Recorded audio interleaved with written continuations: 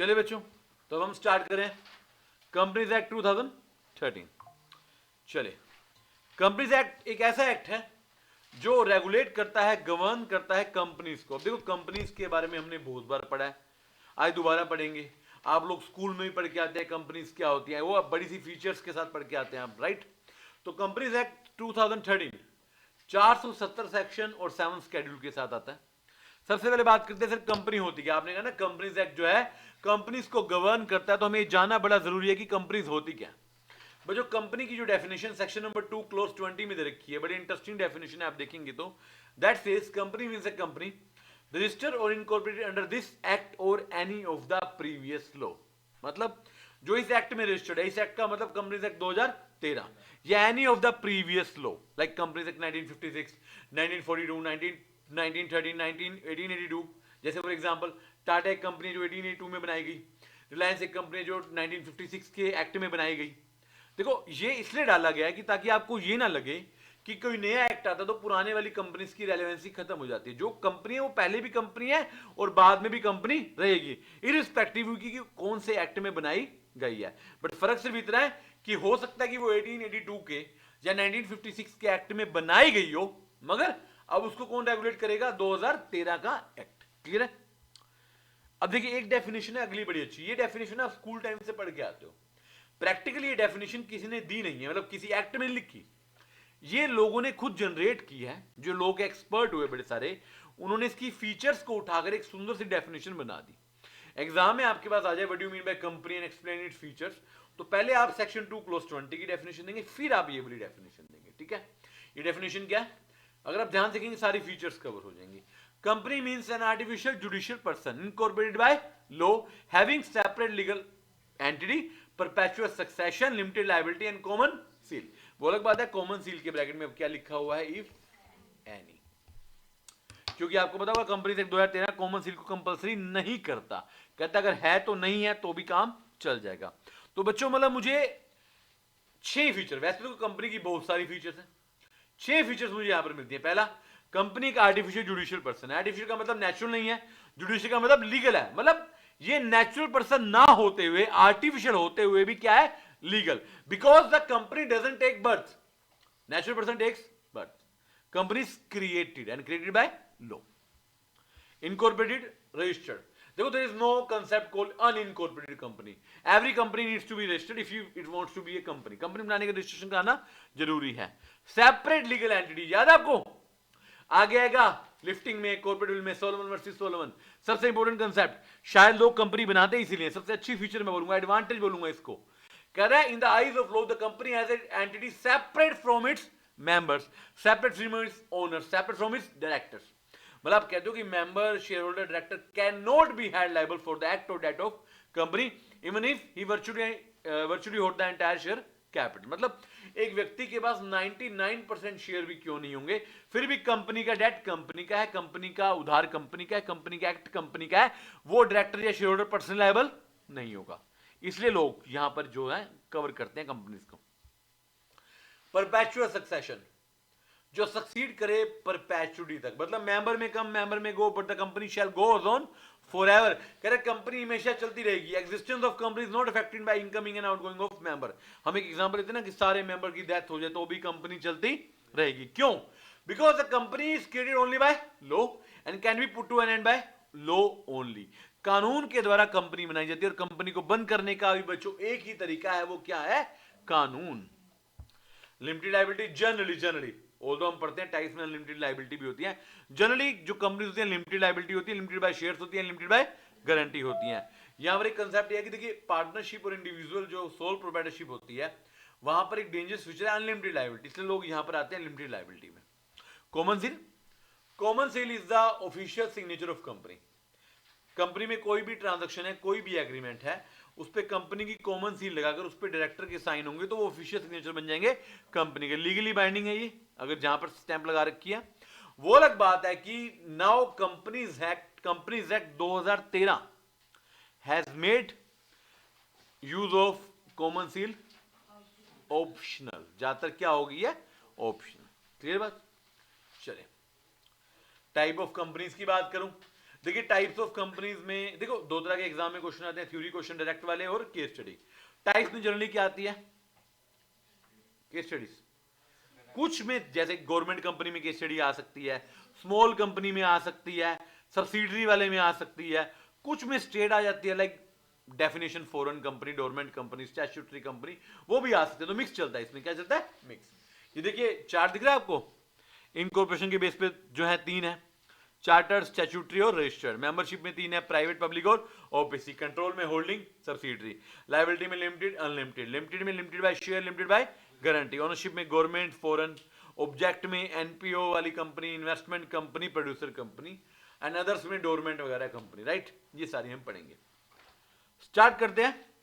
Based on incorporation मतलब जो बनाएगी किस तरीके से बनाएगी। बेस्ड ऑन इनकॉर्पोरेशन बच्चों we have 3 kinds of companies. पहला चार्टर्ड कंपनी। ये कंपनी जनरली पुराने जमाने में पाई जाती थी। Chartered companies are those companies which are incorporated according to charter of a country, chartered constitution of a country. Generally company run by king और queen, king और क्वीन, राजा महाराजा वाली। जैसे इसका सबसे बड़ा एग्जांपल ब्रिटेन में, ब्रिटेन में किंग का रूल था तो उन्होंने बनाई थी इंडिया में काम करने के लिए ब्रिटिश ईस्ट इंडिया कंपनी। ये कंपनी बिजनेस भी करती थी, बाकी सब ट्रांजैक्शन भी करती थी, अपनी कंट्री में भी करती थी और बाहर की कंट्री में भी करती थी। वैसे मैं थी बोल रहा हूं, आज भी बनाई जा सकती हैं, बिकॉज दुनिया में still there are so many countries which are run by the king और क्वीन, तो वो बना सकते हैं। डेमोक्रेटिक कंट्री में जनरली अब ये नहीं बनती, ठीक है ना, क्योंकि हमारे यहाँ पे किंग क्वीन नहीं होते। स्टैट्यूटरी कंपनी हमारे यहाँ पे ये होता है क्योंकि ये गवर्नमेंट का कंट्रोल आ गया, पार्लियामेंट से आ गई ये company. A company which is created by special statue, statue मतलब act, special act of parliament में जो बनाई गई है।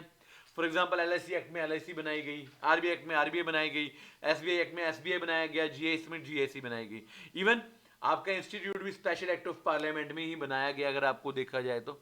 अब इंटरेस्टिंग बात क्या है कि इनके ऊपर वो स्पेशल एक्ट भी लगता है मगर कंपनीज एक्ट भी लगता है, दोनों लगते हैं, राइट। रजिस्टर्ड कंपनी, उसके अलावा नॉर्मली जो आप लोग आम जनता हम लोग जो कंपनी बनाते हैं, सेम डेफिनेशन जो सेक्शन 2 क्लोज 20 में दे रखी है, एक company registered under this act और any of the previous law, example Tata, Reliance etcetera etcetera. Clear है? चलिए अब बेस्ड ऑन मेंबरशिप देखो, आपने कंपनीज के टाइप पढ़े, जनरली रजिस्टर की बात ही मैं करूं या स्पेशल वाली की पढ़ूं। जनरली रजिस्टर में 3 होती हैं, प्राइवेट, पब्लिक और ओपीसी। कंपनीज एक्ट 2013 से पहले ओपीसी नहीं हुआ करती थी, right. Private company, private company कहती है एक company which has a minimum paid capital as may be prescribed, जो प्रिस्क्राइब की जा सकती है। ये एक जमाने में 1 लाख हुआ करती थी, अब नहीं होती, मतलब अब 50,000 में भी कंपनी बनाई जा सकती है। And which bye article 3 restriction देती है आर्टिकल में, आर्टिकल समझते हैं, article of association AOA, right, पढ़ेंगे उसको भी आगे। 3 तरह की रिस्ट्रिक्शन लगा दी, कितनी तरह की? 3। पहला, ये रिस्ट्रिक्ट कर दिया ट्रांसफरेबिलिटी ऑफ शेयर, ट्रांसफरेबिलिटी को रोकती है। ट्रांसफरेबिलिटी को रोकने का मतलब ये नहीं कि आप कभी ट्रांसफर नहीं कर सकते, इसका मतलब है ओपन नहीं कर सकते आप, पब्लिकली नहीं कर सकते, प्राइवेटली आप कर सकते हैं। समझ रहे बात को? मतलब क्वेश्चन आ जाए कि एक बंदा प्राइवेट कंपनी का मेंबर बन गया, क्या वो जिंदगी भर ट्रांसफर नहीं करता? कर सकता है, अपने दोस्त को, अपने जान पहचान को, अपने फैमिली वाले को, या किसी भी जो किसी और के थ्रू जान पहचान में आ गया। ओपन पब्लिक ऑफर नहीं दे सकते आप, राइट। सेकंड, ये टोटल नंबर ऑफ मेंबर को 200 रखता है, 200 से ज्यादा। यहां पर एक क्वेश्चन आ गया कि 200 से ज्यादा लोग जो है प्राइवेट कंपनी में नहीं हो सकते, एक्सेप्ट इसमें इंप्लॉइज और एक्स इंप्लॉइज को कवर नहीं किया था, मतलब वो जितने मर्जी हो सकते हैं।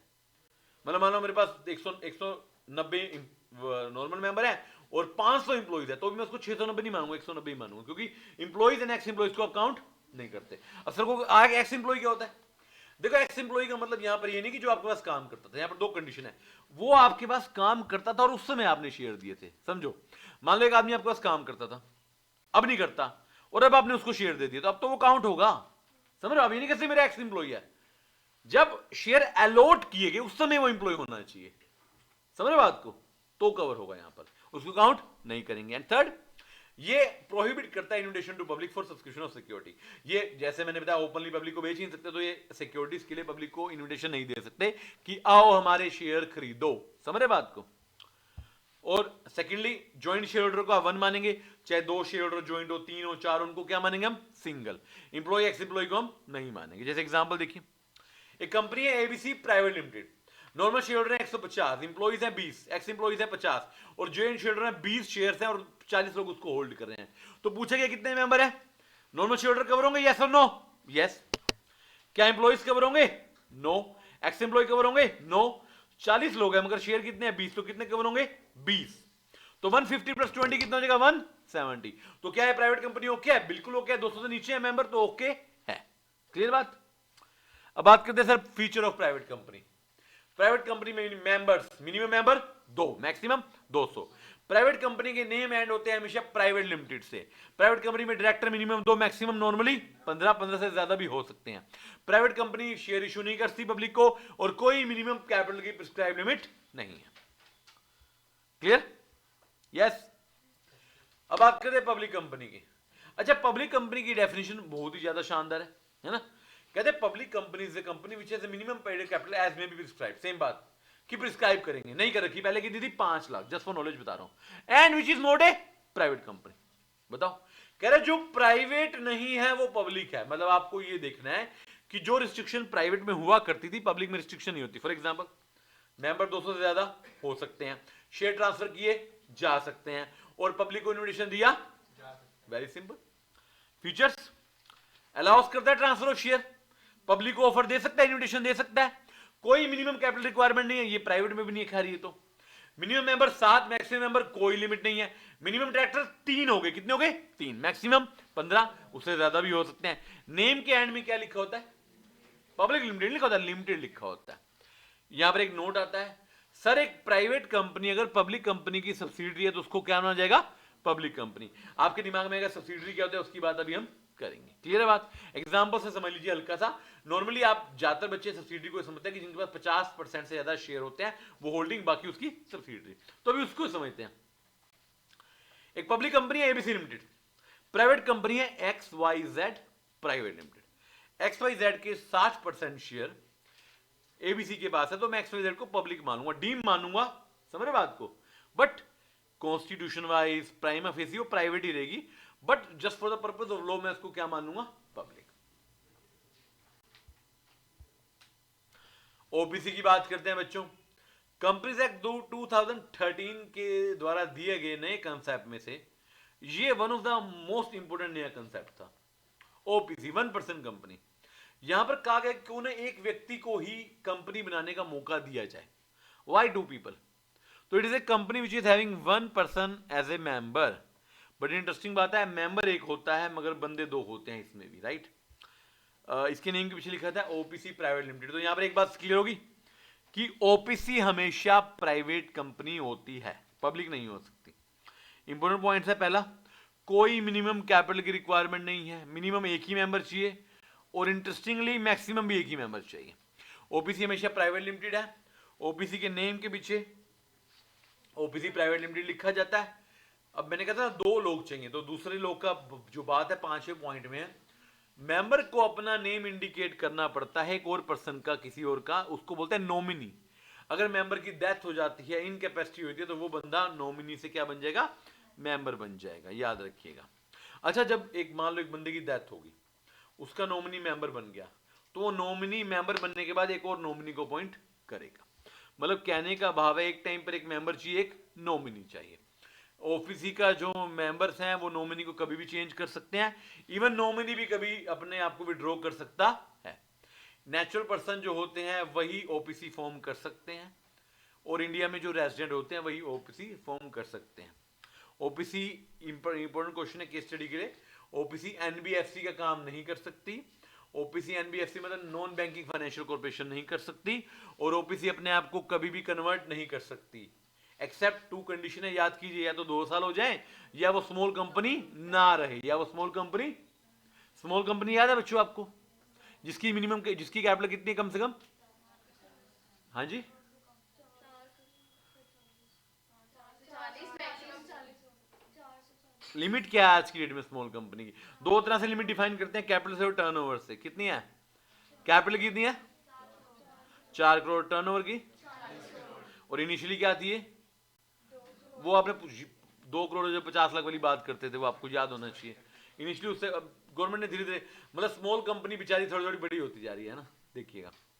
क्लियर है, 3 हो गए, प्राइवेट पब्लिक और ओपीसी। पढ़ेंगे उसकी बात भी हम करेंगे। लिस्टेड अनलिस्टेड क्या, जिसके शेयर स्टॉक एक्सचेंज में मिलते हैं वो लिस्टेड, बाकी सारी अनलिस्टेड। ये देखिए ठीक है। स्मॉल कंपनी देखिए ये इनिशियल है जो शुरू में बताया गया था, does not exceed 50 lakh, does not exceed 2 crore. अब ये कंसेप्ट क्या है बताएंगे मुझे?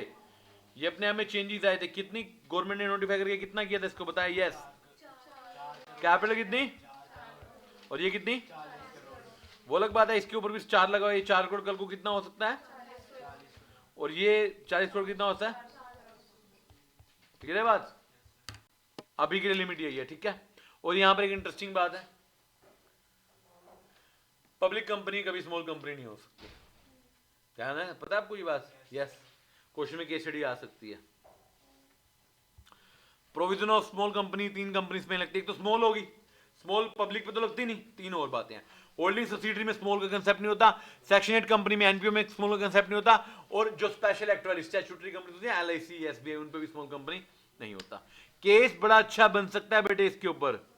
अब बता दें कि हमने एक पब्लिक कंपनी बनाई है, उसकी टर्नओवर ना सिर्फ 2, 3, 4, 5 करोड़ है, क्या वो स्मॉल कंपनी मान जाएंगे बच्चों का? इतनी कम टर्नओवर यस मानी जाएगी? नहीं मानी जाएगी। पब्लिक कंपनी को कभी स्मॉल नहीं बोला जा सकता, राइट। चलिए, बेस्ड ऑन कंट्रोल 3 तरह की कंपनी है, holding, subsidiary and associate. Holding, देखो होल्डिंग कंपनी की डेफिनेशन ढंग से बात नहीं करती, यू नो, वो कहती है पहले सब्सिडरी पढ़ो तब मैं बताऊंगा मैं कौन हूं आपको। मतलब क्या कहता है? Holding company is in relation to 2 और more companies, a company of which other companies are subsidiary. कह रहा जिसकी सब्सिडरी होती है ना वो होल्डिंग होती है। तो मतलब मुझे अगर सब्सिडरी नहीं पता तो मुझे होल्डिंग समझ नहीं आएगा। सब्सिडरी क्या होती है? कंपनी जिसमें दूसरी कंपनी, जिसको हम बोलते हैं होल्डिंग, या तो वो कंट्रोल करती है composition of board of director, या वो कंट्रोल करती है more than half of the voting power, directly और इनडायरेक्टली। मतलब control the composition of board of director का मतलब है उसका इतना कंट्रोल है उस कंपनी का कि वो बिना किसी से पूछे ऑन इट्स ओन डिस्क्रिप्शन किसी को भी निकाल सकती है, किसी को भी डायरेक्टर में अपॉइंट कर सकती है, राइट। और more than half of the voting power का मतलब है जिसके पास नॉर्मली 50% से ज्यादा शेयर्स हैं या कंट्रोलिंग पावर है। ये एक बात तो, एक आदमी के पास मेरी कंपनी के 70% शेयर है, तो प्रैक्टिकली 70% वोटिंग पावर भी उसके पास है, तो मेरी कंपनी उसकी सब्सिडरी होगी, उसकी कंपनी मेरी होल्डिंग होगी। बट यहां पे वर्ड है डायरेक्टली और इनडायरेक्टली। वो डायरेक्टली भी कर सकती है थ्रू 1 और मोर, सब्सिडरी भी कर सकती है। बेटे जिस कंपनी के 50% से ज्यादा शेयर आपके पास है आप होल्डिंग हो, और वो आपकी सब्सिडरी है, जिसके डायरेक्टर को आप कंट्रोल कर सकते हो, कंपोजिशन को आप उसकी होल्डिंग हो। वो होल्डिंग मतलब जो कंट्रोल कर रहा है, सब्सिडी जिसके ऊपर कंट्रोल किया जा रहा है। कंट्रोल 2 तरीके से होता है, तो मोर देन 50% वोटिंग पावर से हो सकता है, या बोर्ड ऑफ डायरेक्टर की कंपोजिशन से हो सकता है, सिंपल सी बात। ये देखिए इंडायरेक्टली वाला भी देख सकते हो आप, क्वेश्चन आपके सामने है। ए के पास बी का कंट्रोल है और बी के पास सी का कंट्रोल है, तो ए के पास किसका कंट्रोल आ गया ऑटोमेटिकली? सी का। मतलब आपकी सब्सिडरी आपकी भी क्या है? सब्सिडरी। अब देखिए कंट्रोल 2 तरीके से हो गया, बोर्ड ऑफ डायरेक्टर वाला और शेयर वाला। और जो बोर्ड ऑफ डायरेक्टर वाला कंट्रोल जिसके पास है, शेयर वाला वो होल्डिंग है, जो कंट्रोल करता है वो होल्डिंग है, और जिसके ऊपर कंट्रोल करते हैं वो सब्सिडरी है। सिंपल सी बात, बड़ा इंटरेस्टिंग पॉइंट है, क्लियर है। एक होती है एसोसिएट। अब आपको ये क्या होता है? एसोसिएट कंपनीज वो होती हैं, कंपनी जिसमें दूसरी कंपनी का सिग्निफिकेंट इंफ्लुएंस है मगर वो सब्सिडरी नहीं है, और जॉइंट वेंचर कंपनी भी कवर होती है। सिग्निफिकेंट इन्फ्लुएंस का मतलब होता है जिसके मोर देन 50% वोटिंग पावर है, मोर देन 20%, सॉरी 20 और मोर देन 20, बट सब्सिडरी नहीं है तो मतलब 50 नहीं है। मतलब आप ये कहना चाहते हो 20 से 50 के बीच का रिलेशन आएगा, क्योंकि 50 क्रॉस होते ही होल्डिंग सब्सिडरी बन जाएंगी ना वो, और जेवीसी कवर होता है, जॉइंट वेंचर कंपनी कवर होता है, राइट। जैसे मान लीजिए एबीसी कंपनीज के, एबीसी एक कंपनी जिसके 25% शेयर XYZ के पास है, तो हम कह सकते हैं कि ABC and XYZ are associate company, right. अच्छा, एबीसी के 52% शेयर जो है वो XYZ के साथ है, तो वो होल्डिंग सब्सिडरी बन जाएंगे, ध्यान रखना। मतलब देखिए 20 से शुरू होता है, 20 से 50 तक ये एसोसिएट हो जाता है, और 50 से ऊपर ये सब्सिडरी हो जाता है। और 100% पे भी एक होता है WOS, याद होना चाहिए, wholly owned subsidiary, wholly owned. और 20 से नीचे नो रिलेशन, राइट। पूरे 50 पे क्या होगी बच्चों? एसोसिएट। वाई? क्योंकि सब्सिडरी कहती है more than half of the, तो वो 50 पॉइंट समथिंग भी हो सकता है, बट पूरे 50 पे नहीं हो सकता, ठीक है। चलिए 3 बातें होगी, मतलब मतलब कि जिसका सिग्निफिकेंट इन्फ्लुएंस है, मतलब एटलीस्ट 20%, जो सब्सिडरी नहीं है मतलब 50% से कम है, या वहां तक है। और जेवीसी कवर होगी। जेवीसी क्या होता है? जॉइंट वेंचर एक ऐसा अरेंजमेंट जहां पर दो कंपनी या दो से ज्यादा कंपनीज इकट्ठी आती हैं कॉमन प्रोजेक्ट करने के लिए, कॉमन पर्पस के लिए, राइट। चलिए, done. On the basis of liability बच्चों, दो तरह की कंपनीज होती हैं, लिमिटेड और अनलिमिटेड। लिमिटेड लाइबिलिटी वो होती है जहां पे लाइबिलिटी लिमिटेड है। लिमिटेड दो तरह से होती है, लिमिटेड बाय गारंटी और limited by share. Limited by share very easy. Limited by share जहां पर मेंबर की लाइबिलिटी लिमिटेड है to the amount unpaid on shares if any. अगर शेयर्स पर कुछ अमाउंट अनपेड है तो, मतलब आप कहना चाहते हो कि अगर शेयर फुल्ली पेड अप है, कौन से है? फुल्ली पेड अप, तो कोई लाइबिलिटी नहीं है। शेयर पार्टली पेड अप है तो ही लाइबिलिटी है। और जितना अनपेड अमाउंट है उससे ज्यादा नहीं मंगवाया जा सकता। फॉर एग्जांपल, मेरे पास मान लीजिए 1 लाख शेयर है और 10 रुपए का पेड जो पेड अप अमाउंट है टोटल, और मैंने अभी तक 6 पे किया, तो कितना अनपेड है? 4। तो 1 लाख गुना 4 मेरी 4 लाख की लाइबिलिटी है, उससे ज्यादा की नहीं है। और इंटरेस्टिंग बात यह है कि ये पैसा कभी भी मंगवाया जा सकता है। This amount can be called up at any time. चलिए, लिमिटेड बाय गारंटी की बात करें। लिमिटेड बाय गारंटी में लाइबिलिटी उतनी होती है जितने की आपने गारंटी या बोलूं अंडरटेकिंग लिख कर दे रखा है। आपने बोल रखा है मैं 5 लाख तक की गारंटी देता हूं, तो 5 लाख तक आपकी लाइबिलिटी है, उससे ज्यादा की नहीं है।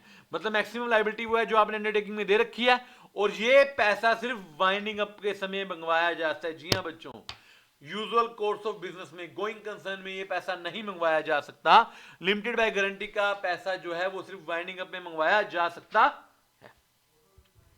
राइट। अब देखिए क्या होता है। अब आप कहोगे शेयर तो है नहीं, जनरली ये कंपनी क्लब्स की फॉर्म में सब्सक्रिप्शन लेकर काम करती हैं और पैसा वाइंडिंग अप के समय मंगवाते हैं, वो अलग बात है। गारंटी में शेयर्स भी हो सकते हैं।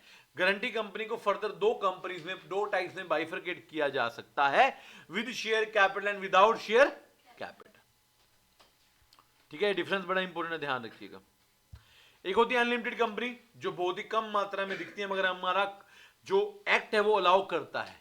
एक ऐसी कंपनी जहां पर मेंबर्स की लाइबिलिटी अनलिमिटेड है, मतलब जितना मर्जी पैसा मंगवाया जा सकता है। और लाइबिलिटी तब तक है जब तक आप मेंबर हो। लाइबिलिटी सीसीज जब when you cease to be a member. और ये पैसा कब मंगवाया जा सकता है? सिर्फ वाइंडिंग अप के समय। कितना समय? वाइंडिंग अप के समय।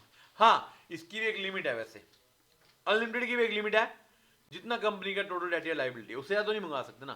कंपनी 1 करोड़ की उधार में चलेगी, डूब गया 1 करोड़, तो 1 करोड़ से ज्यादा नहीं मंगवा सकते। आपकी कोई लिमिट नहीं है, क्योंकि आप मान लो लिमिटेड बाय शेयर लेते, शायद लाइबिलिटी ना बनती। क्योंकि आप अनलिमिटेड कंपनी के मेंबर हो, आपको पैसा देना पड़ सकता है। क्लियर है?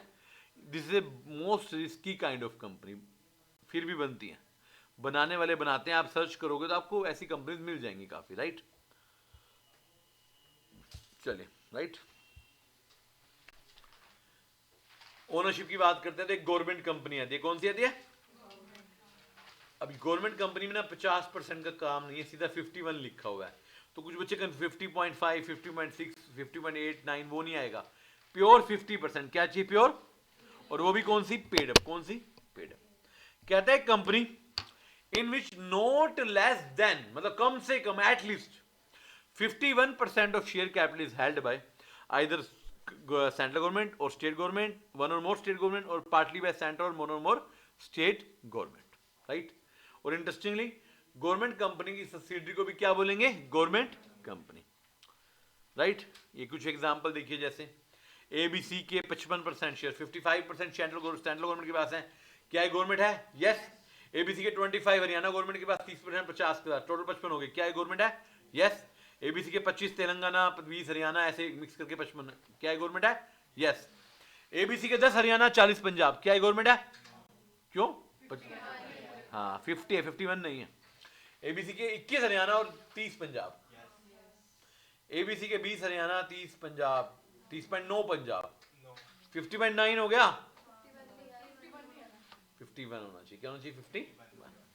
इस पे केस स्टडी 2-3 आपको दिखेंगे, एग्जाम में आती है। यूटीज में भी आई थी आपको, पिछले वाले में आई थी ना, याद है ना? आती आएंगे, 100% आएंगी। वहां पर ना ज्यादातर बच्चे ना 50 याद आया था उनको, 51 भूल जाते हैं, याद रखना। फॉरेन कंपनी, फॉरेन विदेशी कंपनी, एक ऐसी कंपनी जो इंडिया के बाहर रजिस्टर्ड है मगर वो इंडिया में अपना बिजनेस करती है। कैसे? उसका प्लेस ऑफ बिजनेस इंडिया में है, चाहे खुद है, चाहे एजेंट के थ्रू है, चाहे फिजिकली है, चाहे ऑनलाइन है, और इंडिया में कंडक्ट करते हैं। मतलब तीन बातें होनी चाहिए, इंडिया में रजिस्टर्ड होनी चाहिए, किसी भी तरह से इंडिया में बिजनेस करेगी, चाहे डायरेक्टली, इनडायरेक्टली, फिजिकली, ऑनलाइन, या फिर कंडक्ट करेगी एनी बिजनेस, राइट। चलिए, यह देखिए एबीसी यूएसए की कंपनी है, इंडिया में रजिस्टर्ड है, बिजनेस दिल्ली में करती है। क्या है? गवर्नमेंट कंपनी, फॉरेन कंपनी है? यस। एबीसी यूएसए में है, इंडिया में ऑफिस है, बिजनेस करती है ऑनलाइन। क्या ये फॉरेन कंपनी है? यस। एबीसी यूएसए की है, इंडिया में मिस्टर राम एजेंट है और फिजिकली काम करती है। क्या है? गवर्नमेंट कंपनी है और फॉरेन कंपनी है? यस। तो क्रक्स क्या है? फॉरेन की कंपनी इंडिया में बिजनेस करनी चाहिए, चाहे डायरेक्टली चाहे indirectly. Section 8 company, NPO, not for profit, you know. पुराने एक्ट में सेक्शन 25 हुआ करता था। सेक्शन 8 कंपनी कहती है, इसका नाम सेक्शन 8 क्यों? क्योंकि इसको बता सेक्शन 8 में रखा है, इसे इसको सेक्शन 8 बोलते हैं। सेक्शन 8 कंपनी ऐसी कंपनी है जो अपने किसी ऑब्जेक्टिव को प्रमोट करने के लिए बनाई जाती है। वो objective can be commerce, art, science, sports, education, research, religion, social welfare, charity, protection of environment etcetera, और भी हो सकते हैं। सेकंड बात, ये प्रॉफिट्स जो कमाती है उसी में ही लगाती है जो इसके ऑब्जेक्ट होते हैं। और थर्ड बात, ये पेमेंट ऑफ डिविडेंड जो है प्रोहिबिट करती है, मतलब जो भी मेंबर होते हैं सेक्शन 8 कंपनी के, उनको डिविडेंड नहीं दिया जाता, क्योंकि इनका मोटिव क्या होता है? No profit. इनका मोटिव होता है सोशल वेलफेयर या पर्टिकुलर ऑब्जेक्ट, राइट। इंडिया में देखिए 3 तरीके से चैरिटी होती है ऑफिशियल वे में, ट्रस्ट, सोसाइटी और सेक्शन 8। तो ये सेक्शन 8 है, राइट। सेकंड, इन्वेस्टमेंट कंपनी, एक कंपनी जो इन्वेस्टमेंट के लिए बनाई गई है, दूसरों की इन्वेस्टमेंट के लिए, अपनी नहीं, दूसरों की इन्वेस्टमेंट के लिए, जो क्लाइंट्स की बिहाफ पर सिक्योरिटीज को होल्ड करती है, इन्वेस्टमेंट करती है। प्रोड्यूसर कंपनी, बच्चों इकलौता सेक्शन है जो कंपनीज एक्ट में नहीं है। आपको नहीं है मतलब है भी और नहीं भी है, मतलब 2013 के एक्ट में नहीं है, 1956 वाले एक्ट में है। एक कंपनी जिसके सारे मेंबर या तो प्रोड्यूसर होते हैं, या प्रोड्यूसर इंस्टीट्यूशन होते हैं, प्रोड्यूसर ऑर्गेनाइजेशन होती हैं, मतलब प्रोड्यूसर लोगों ने मिलकर अपने कॉमन बेनिफिट के लिए कंपनी बनाने, उसको क्या बोलेंगे? Producer company. क्लियर? डन। इसके अलावा गवर्नमेंट कंपनी उन्हें लास्ट में दे रखी होगी, उसको लास्ट में चर्चा कर लेंगे, ठीक है, या कोई और छोटी मोटी होगी। क्लियर है बात यहां तक? Type of company important topic है। अब बात करते हैं शेयर कैपिटल। अकाउंट्स वाले बच्चों, आपने अकाउंट्स में पढ़ा होगा, शेयर कैपिटल, जब कंपनी शेयर्स इशू करके कैपिटल रेस करती है, कंट्रीब्यूट लेती है, तो उसको बोलते हैं share capital. It can be for cash, it can be for other than cash, like assets purchase कर ली, बिजनेस परचेज कर लिया। 5 तरीके की शेयर कैपिटल होती है। पहली है ऑथराइज्ड शेयर कैपिटल, एक ऐसी शेयर कैपिटल जो आपके मेमोरेंडम में लिखी गई है, वो कैपिटल जिससे आप रजिस्टर हो रहे हो, और वो मैक्सिमम कैपिटल है जो कंपनी इशू कर सकती है। क्या हम ऑथराइज से ज्यादा इशू करते हैं? नहीं कर सकते। रिक्वायरमेंट है तो पहले ऑथराइज को इंक्रीज करो, ऑल्ट्रेशन करके फिर उसको इशू करें। इशूड कैपिटल, ये ऑथराइज का वो पार्ट होता है जो पब्लिक को ऑफर किया जाता है टाइम टू टाइम, और ये जो है ऑथराइज का पार्ट होता है, मतलब या तो ऑथराइज की इक्वल होती है, उससे कम होती है। जितनी ऑथराइज ही नहीं है आपको, अब उससे ज्यादा इशू नहीं कर सकते। जैसे मान लीजिए आपके पास 5 लाख शेयर 10 रुपए के हिसाब से 50 लाख ऑथराइज है, आपने अभी 2 लाख इशू कर दिए, तो वो इशूड है। वो क्या है? इशूड। देन सब्सक्राइब, ये वो पार्ट है जो सब्सक्राइब किया गया है। ये इशूड से ज्यादा भी हो सकता है, कम भी हो सकता है, इक्वल भी हो सकता है। वो लोग पता है इशू से ज्यादा होगा, आप करोगे तो इशू जितना ही। जब इशू से ज्यादा होता है उसको बोलते हैं ओवर सब्सक्रिप्शन, जब कम होता है उसको बोलते हैं मिनिमम, सॉरी अंडर सब्सक्रिप्शन। और अंडर सब्सक्रिप्शन में हम मिनिमम का कंसेप्ट लगाए थे कि 90% तो आने ही चाहिए। और एक होता है फुल सब्सक्रिप्शन, इक्वल होते हैं जब। देन बच्चों इसके 2 पार्ट होते हैं, कोल्ड अप और पेड अप। कोल्ड अप, जो पैसा आपने मंगवाया, जितनी कॉल्स आपने, जितना अमाउंट आपने मंगवाया, 10 रुपए का शेयर है, आपने क्या पता 8 रुपए मंगवाया, वो कोल्ड अप है। और जितने पब्लिक ने दे दिए, मतलब पब्लिक ने 8 के 8 दे दिए, तो वो पेड अप है। पब्लिक ने 7 दिए तो वो पेड अप है। इसके बाद एक होते हैं रिजर्व कैपिटल, जो बुक्स में शो नहीं होती, जो पैसा भी पेंडिंग होता है, जो हमने मंगवाया नहीं है, राइट। आपने कहा शेयर कैपिटल, तो शेयर्स भी जाने जरूरी हैं। शेयर्स क्या होते हैं बच्चों? आपकी शेयर कैपिटल का छोटा सा हिस्सा आप स्मॉल डिनोमिनेशन में अपनी कैपिटल को बांट देते हो, उनको बोलते हैं शेयर्स। क्या बोलते हैं? शेयर्स। शेयर जनरली राइट्स के साथ है। राइट्स क्या होता है? वो डिविडेंड का राइट होता है, ओनरशिप का राइट होता है। 2 तरह के शेयर्स होते हैं, इक्विटी शेयर और preference share. Equity share ordinary common share, preference share special share. Preference देखो, इक्विटी शेयर तो वो है जो प्रेफरेंस नहीं है, तो हमें प्रेफरेंस पढ़ने हैं। प्रेफरेंस शेयर वो शेयर होते हैं जिसमें दो तरह की प्रेफरेंस होती है। पहली प्रेफरेंस होती है एज टू डिविडेंड, कि जब भी डिविडेंड डिस्ट्रीब्यूट होगा इक्विटी से पहले आपको जो मिलेगा, और जनरली इनका रेट जो है डिविडेंड का फिक्स्ड होता है। जो सेकंड प्रेफरेंस होती है एज टू कैपिटल होती है, कल को कंपनी वाइंडिंग अप में जाएगी तो रिटर्न कैपिटल का पहले किसको मिलेगा, प्रेफरेंस को। बट इनके साथ एक डिसएडवांटेज के इनका वोटिंग राइट नहीं होता है, मीटिंग में अटेंड नहीं करते, इनका वोटिंग राइट होता है। बट यहाँ पर एक इंटरेस्टिंग बात है कि ऐसा नहीं कि प्रेफरेंस कोई मीटिंग नहीं अटेंड करते, जो प्रेफरेंस से रिलेटेड मीटिंग होती है वो अटेंड करते हैं, नॉर्मल जनरल मीटिंग नहीं करते normally. Applicability of companies act बच्चों बड़ा इंटरेस्टिंग टॉपिक है, हम जान के बीच में कराते हैं, शुरू में नहीं कराते। कंपनीज एक्ट किस किस पर एप्लीकेबल होता है, आपने कहा हर कंपनी में होता है, बिल्कुल होता है। पिछले साल की पिछली पुरानी कंपनीज पे होता है, आपने कहा था ना any of the previous company law. एक बैंक है एचडीएफसी लिमिटेड, ये बैंक भी है और कंपनी भी है, इस पे क्या लगेगा। एक इंश्योरेंस कंपनी है एलआईसी, स्पेशल कंपनी है, क्या करें। तो प्रोविजन कहता है पहला, कंपनी एक्ट शैल अप्लाई पहला on all kind of company incorporated under this act और any of the previous law. Second, insurance company पे लगेगा यस, एक्सेप्ट जहां पर इनके प्रोविजन इंश्योरेंस एक्ट से आईएडी से इनकंसिस्टेंट हो जाएंगे। बैंकिंग पे लगेगा एक्सेप्ट जहां पर इनके जो है कंसेप्ट आरबीआई या बैंकिंग रेगुलेशन से इनकंसिस्टेंट हो जाएंगे। इलेक्ट्रिसिटी पे लगेगा एक्सेप्ट जहां पर इलेक्ट्रिसिटी एक्ट से इनकंसिस्टेंट हो जाएंगे। मतलब जिनका अपना स्पेशल एक्ट है उन पे दोनों लगते हैं, मगर जहां पर कॉन्ट्राडिक्शन हो जाए वहां पर स्पेशल एक्ट लगता है, कंपनी एक्ट नहीं लगता। हर एक कंपनी में गवर्न होता है, हर एक स्टैट्यूटरी कंपनी में, एक स्पेशल कंपनी में गवर्न होता है। मतलब अगर आप कंपनी हो, आप किसी भी तरह की कंपनी हो, तो नॉर्मली आप पर कंपनी एक्ट लगेगा। हाँ, कॉन्ट्राडिक्शन आ गया आपके एक्ट में और कंपनी में, फिर आपके पर लग जाएगा, राइट। चलिए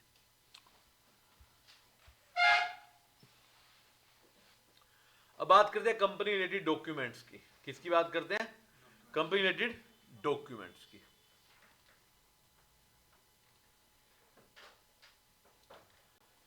चलिए मेन डॉक्यूमेंट्स की बात करें हम। कंपनी के दो मेन डॉक्यूमेंट होते हैं, memorandum of association and article of association.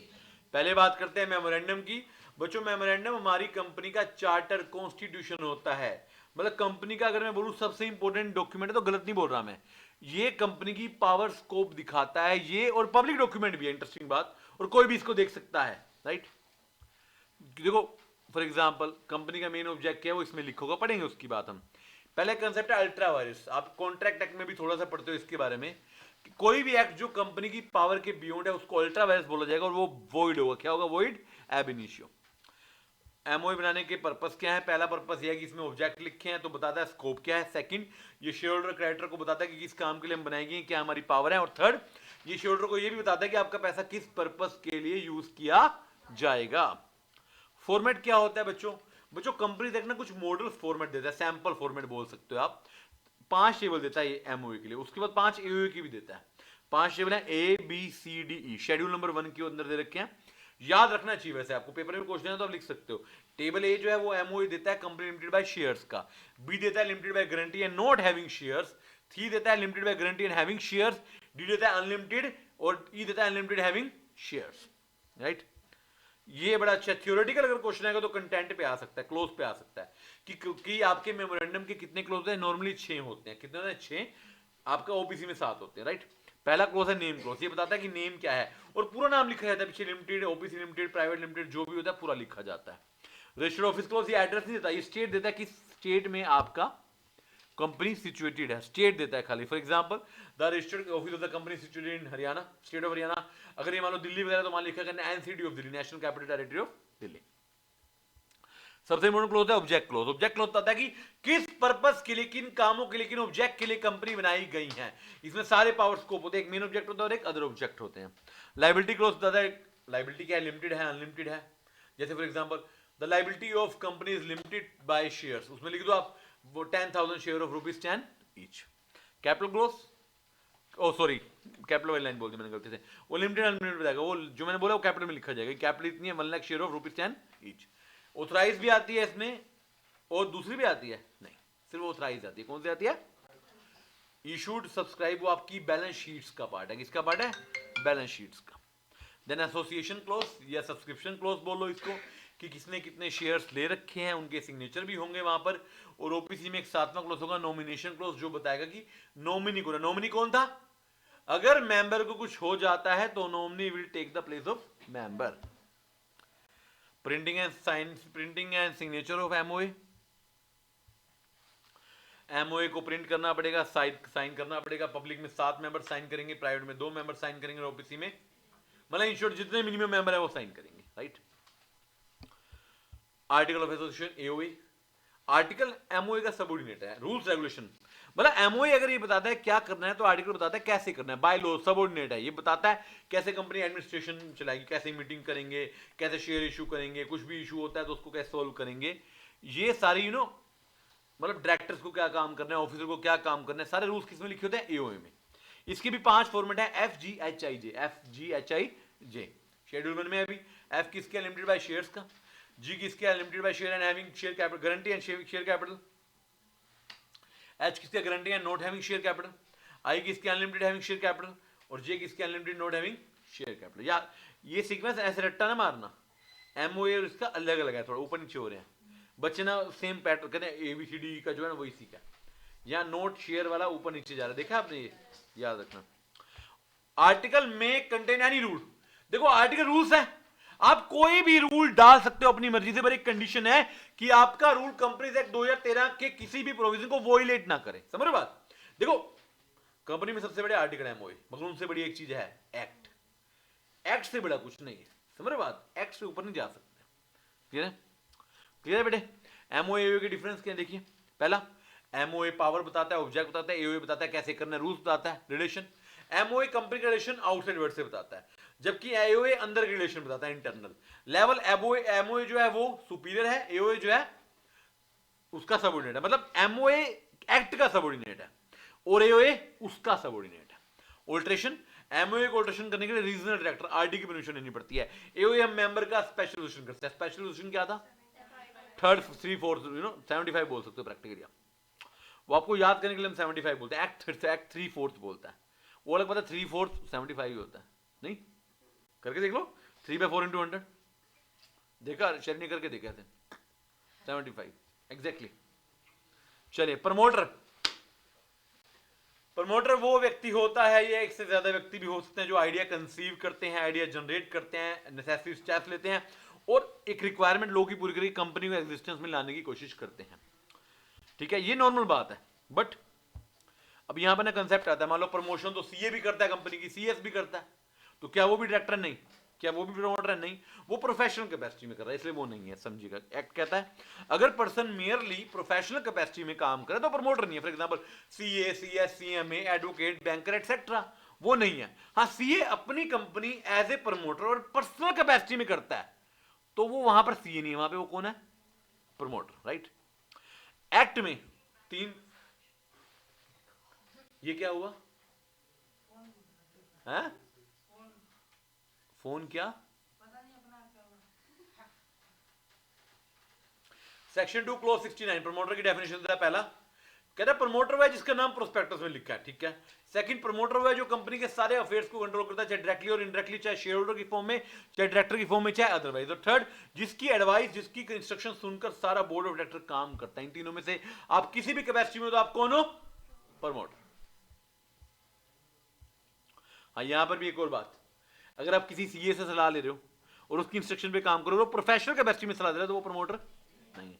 देखो, सलाह तो आप हर किसी से ले लेते हो ना, और इवन कंपनीज को तो सीए, सीएस, मेरी कंपनी के, और even cost related company like manufacturing है तो कोस्ट अकाउंटेंट भी, जो सीए, सीएस, सीएमए, इन तीनों की जरूरत पड़ती है कंपनीज को, तो इन तीनों से एडवाइस ली जाएगी। इवन कंपनी तो वकीलों से भी सलाह ली जाएगी, इन्वेस्टमेंट करनी है बैंकर से भी ली जाएगी। ये 5 बंदे बड़े जरूरी हैं आपके लिए ना, ये पांचों प्रोफेशनल कैपेसिटी में अगर सलाह दे रहे हैं तो भैया ये प्रमोटर नहीं है, ध्यान रखना, ठीक है। क्लियर है बेटे? फॉर्मेशन ऑफ कंपनी सेक्शन 3, ये वैसे आप ऑलरेडी पढ़ चुके हो।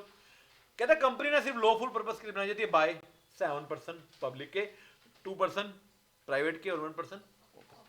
ये मिनिमम पर्सन वाली बात आ गई बेटे, वही दोबारा, राइट। चलिए, कंपनी इनकॉर्पोरेट करते हैं, डॉक्यूमेंट फाइल करेंगे, एमओए साइन वगैरह करेंगे, डिक्लेरेशन। देखिए, अब आपको बताओ स्पाइस फॉर्म जाते हैं, कौन से फॉर्म जाते हैं? Spice, simplified pro forma for incorporation of company, right. वो बोले डिक्लेरेशन देनी पड़ती है, सब्सक्राइबर की डिक्लेरेशन देनी पड़ती है, वो सारी चीजें इसको आप रीड कर सकते हैं। आरओसी आपको एक सर्टिफिकेट देगा, सर्टिफिकेट पे क्या लिखा होगा? सिन, क्या लिखा होगा? Corporate identification number. एक इंटरेस्टिंग बात बताऊं आपको, अगर केस वाइज बात करूं, देखो स्टेट क्वेश्चन को तो लॉ में मैं बड़ा इजी मानता हूं, जिसने याद करके उसको समस्या आनी चाहिए। केस थोड़ा कंफ्यूज कर सकता है। इंटरेस्टिंग केस जो होते हैं ना, मतलब शानदार वाले केस, कॉन्ट्रैक्ट एक्ट के बाद दूसरे नंबर पे बढ़िया केस किसमें से आते हैं? कंपनी। आपने देखा होगा फर्स्ट क्वेश्चन कंपल्सरी होता है ना आपका, उसमें भी आता है कंपनीज का। ये दोनों आते हैं, कॉन्ट्रैक्ट और company is very much important, ध्यान रखो इन दोनों का, ठीक है।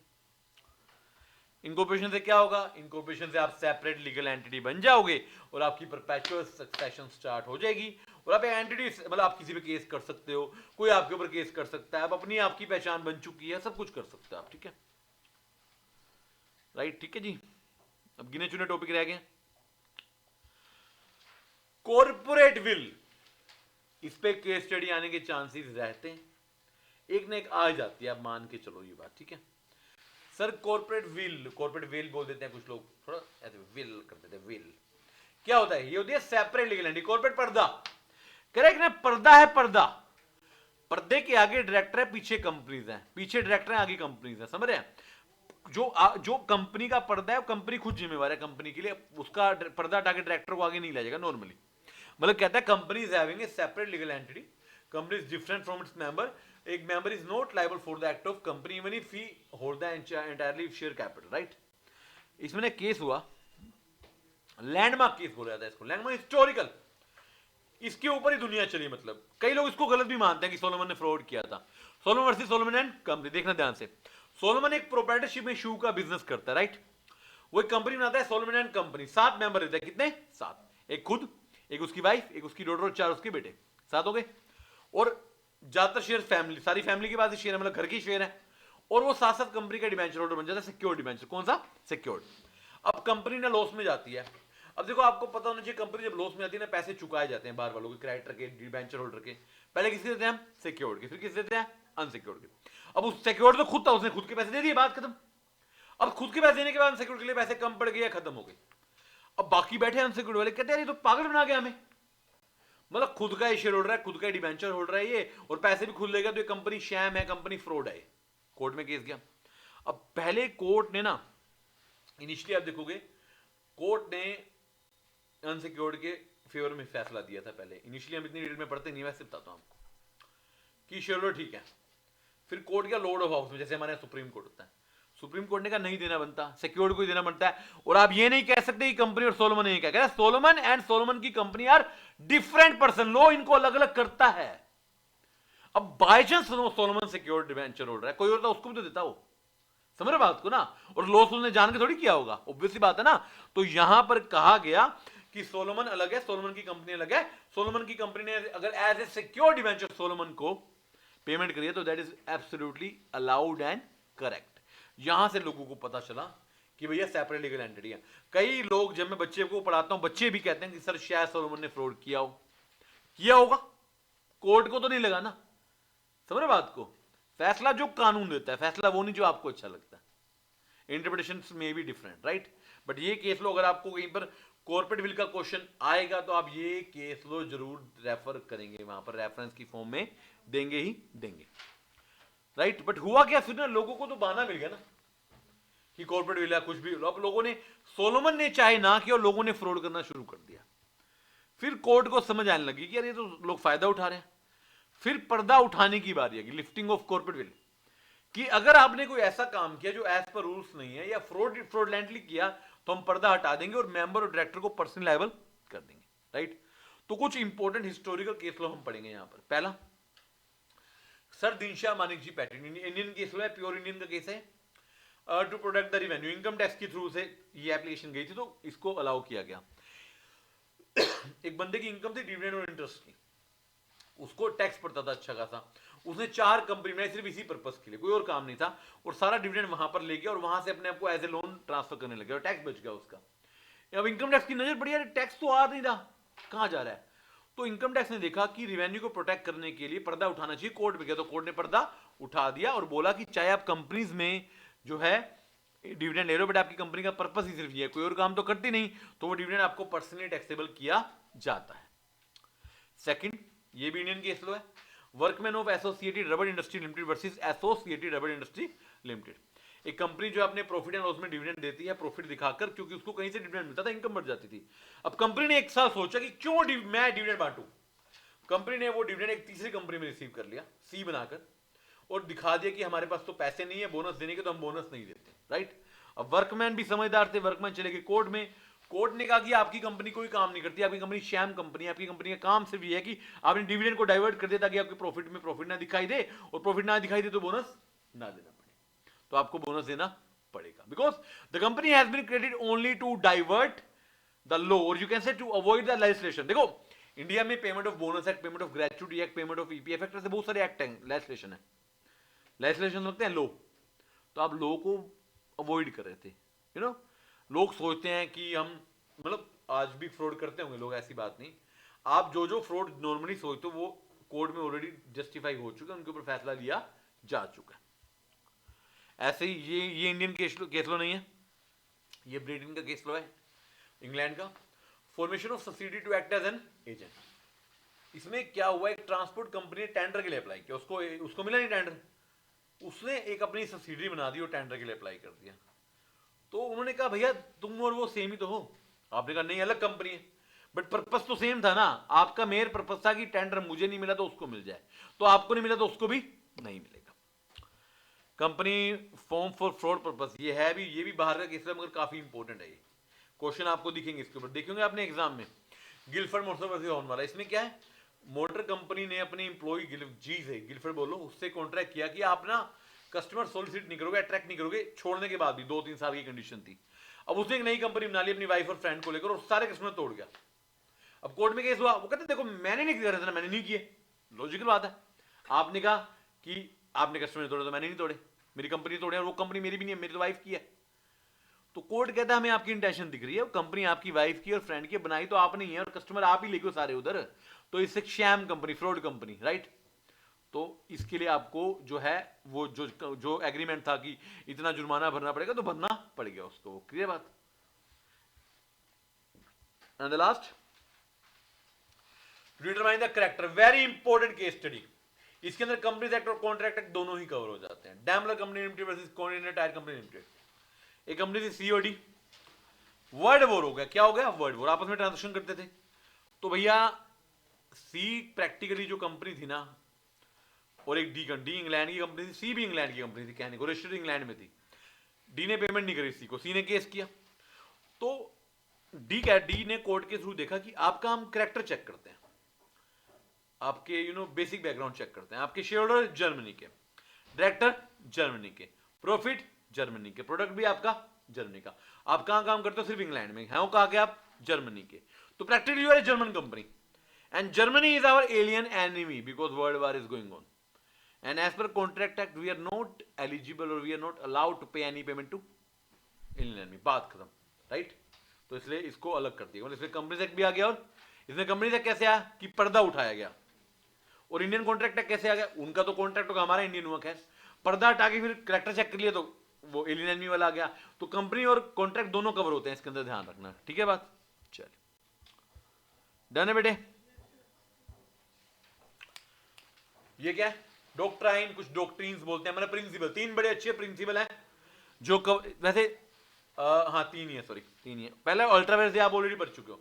कह रहे कंपनी ने कोई भी काम मेमोरेंडम के बियॉन्ड जाके किया है, outside the power of company, that is void ab initio. और एक होता है intra vires, beyond within the power. Intra vires allowed है, अल्ट्रावायरस अलाउड नहीं है। रेटिफिकेशन कर सकते हैं, नहीं।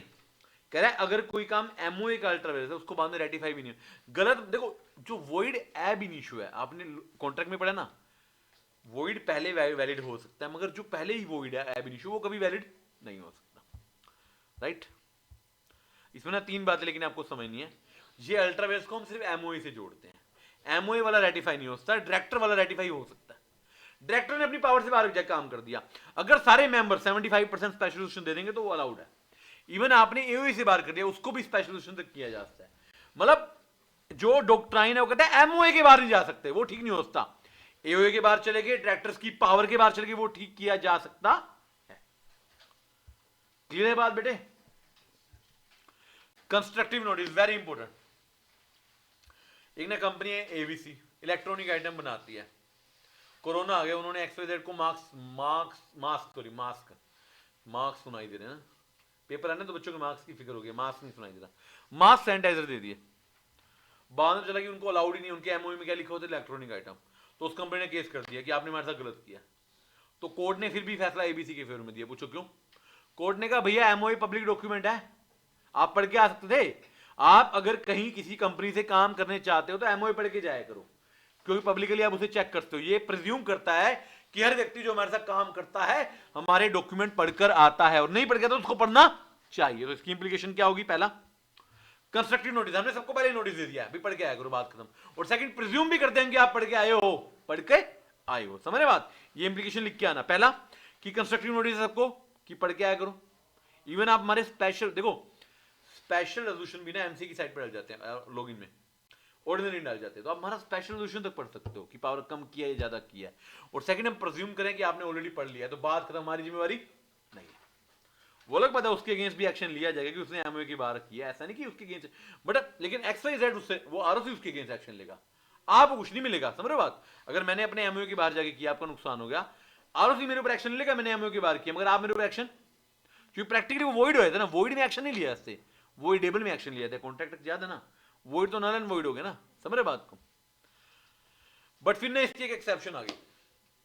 देखो मैं बाहर की कंपनी का बंदा हूं, ये बाहर का बंदा, आप कंपनी हो, मैं आपका एमओए एओए स्पेशल रेजोल्यूशन पढ़ के आ सकता हूं, आपके इंटरनल मैटर पढ़ के आ सकता हूं मैं, उसको बोलते हैं डॉक्ट्राइन ऑफ इंडोर मैनेजमेंट। जैसे फॉर एग्जांपल, एक कंपनी ने मिस्टर राम को शेयर सर्टिफिकेट इशू किया। कंपनी की पॉलिसी क्या है कि शेयर सर्टिफिकेट पे ना 2 डायरेक्टर के साइन होने चाहिए, या एक डायरेक्टर और एक कंपनी सेक्रेटरी के होने चाहिए, और राम को आपने एक डायरेक्टर साइन करके दे दिया, राम भी लेके चल गया, उसको क्या पता। अब राम कल को डिविडेंड मांगने का, डिविडेंड नहीं आया उसका, मांगने का कहते नहीं मिलेगा, क्यों? आपके ये एक डायरेक्टर के साइन है। अब किसकी गलती है इसमें? अब मुझे क्या पता, मान लो मैं राम हूं, मुझे क्या पता कितनों के साइन होने चाहिए यार, ऑब्वियस बात है ना। तो आपको पता होना चाहिए, आपका इंटरनल मैटर है, तो आप मुझे डिविडेंड देने से मना नहीं कर सकते। कहता है यू कांट प्रिज्यूम कि बंदे को आपकी इंटरनल पॉलिसी भी बताओ, इंटरनल मैनेजमेंट आपका काम है, और उसको कंस्ट्रक्टिव नोटिस से एक्सेप्शन में रखा जाएगा। क्लियर है बात? Doctrine state that outsider are not presumed to have knowledge of the internal policies matters of company. Only company responsible for all internal matter, and presumption can be taken only in case of public document like MOA and AOA. Clear बात? मतलब ये किसकी exception है? Constructive notice की। Interesting बात है कि इसकी भी एक्सेप्शन है, मतलब एक्सेप्शन की भी एक्सेप्शन, मतलब माइनस माइनस प्लस हो गया ना।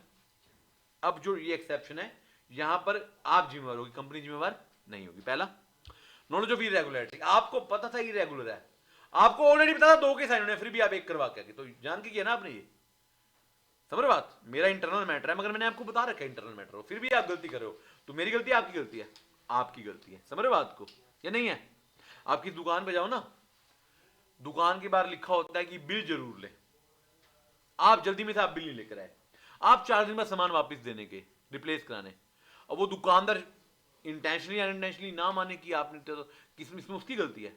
आपको आपने बिल नहीं दिया, उसने बड़ा सा लिखा है कृपया रसीद, कई बार लिखा होता है ना, इवन मंदिर में भी लिखा होता है कृपया रसीद अवश्य प्राप्त करें, आपने बिल नहीं लिया, उसने बिल काटा था, अब वो कैसे जस्टिफाई करेगा कि पता नहीं बिल कहां चला गया? किसमें किसकी गलती? आपकी है ना, आपकी है नहीं है?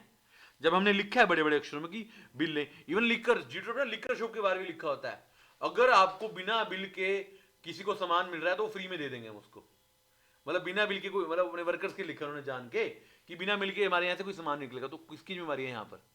किसकी है? आपकी है ना।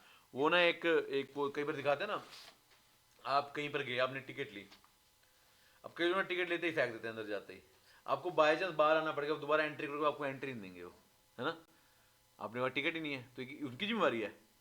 आपकी जिम्मेवारी है, क्योंकि इरेगुलरिटी आपको पता है कि रेगुलर नहीं है, फिर भी आप करो। सेकंड, इरेगुलर नहीं हो रहा बट आपको सस्पिशियस है। सस्पिशन क्या होता है?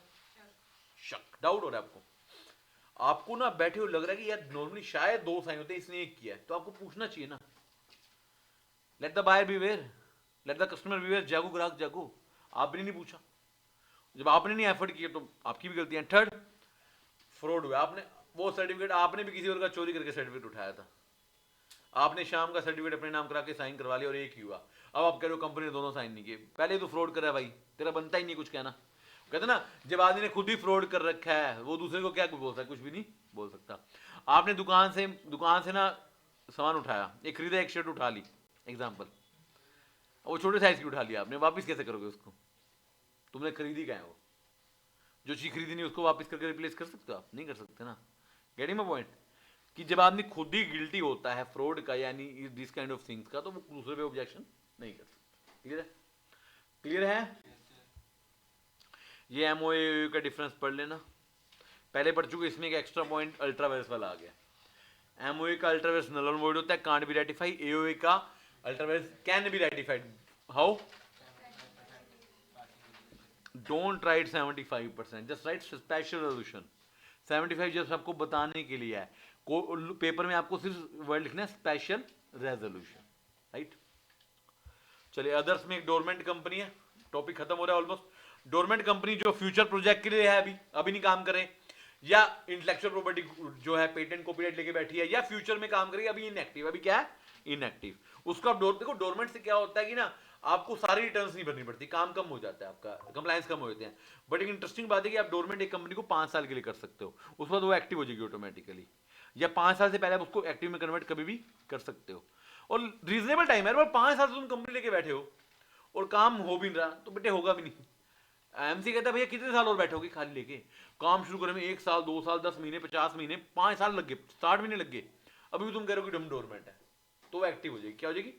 वो अलग बात है उसमें काम ना करो, बट उसके कंप्लायंस एक्टिव वाले हो जाएंगे।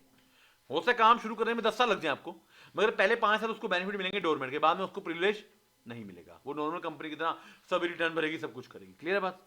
चले क्लियर है बेटे? निधि कंपनी, निधि कंपनी निधि कंपनी जो सेंट्रल गवर्नमेंट से अप्रूवल लेके निधि बनती है।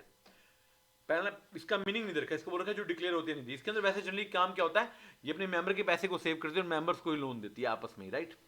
Then PFI public financial institution, आपके सेक्शन 2 क्लोज 72 में कुछ इंस्टीट्यूशन को डिफाइन किया गया पीएफआई, प्रैक्टिकली उनको पीएफआई बोल दिया गया परमानेंट। एलआईसी को, आईएफसीआई को, यूटीआई को और सच अदर जो भी नोटिफाई की जा सकती है। Clear? This is all about companies act 2013, जितना आपके सीए फाउंडेशन के सिलेबस में है। कंपनीज एक्ट इतना नहीं है, कंपनीज एक्ट आपको इंटर में फाइनल में लास्ट तक पढ़ते पढ़ते सारे सेक्शन कवर करते हो, फाउंडेशन का सिलेबस में इतना ही कवर किया जाता है। अगेन इंपॉर्टेंट है, प्राइमा फेसी इंडियन कॉन्ट्रैक्ट के बाद दूसरा मेरे हिसाब से सबसे इंपॉर्टेंट है, केस स्टडी की फॉर्म में सबसे इंपॉर्टेंट है। और थियोरेटिकल क्वेश्चन आएंगे तो ये बड़े इजी हैं, इसके मुश्किल नहीं है। दोनों क्वेश्चन है, डायरेक्ट थ्योरी क्वेश्चन और केस स्टडी।